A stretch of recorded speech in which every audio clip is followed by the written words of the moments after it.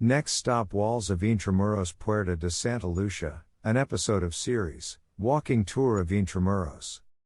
A further 5-minute walk down General Luna Street in the same direction. After 2 blocks, turn right and walk down Calle Real until you reach Puerta de Sta.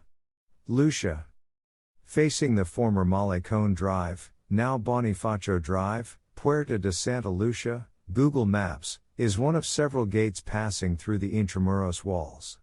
First built in 1603, Puerta de Santa Lucia, when open, leads out to Malecon, once a waterfront promenade before reclamation transformed the shores in front of the walls into the present-day port area. Passersby get a close-up look at the thick stone walls and moats that skirt Intramuros borders, as the walls can actually be climbed for a commanding view of the streets within Intramuros and the golf course beyond the wall. During Manila's colonial heyday, no one could enter Intramuros but the Spanish, their servants, and mestizos, half Spanish Filipinos.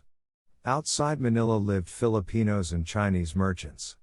The latter were forced to live in a ghetto that was conveniently located within range of Intramuros cannons, in case the Chinese revolted against Spanish rule.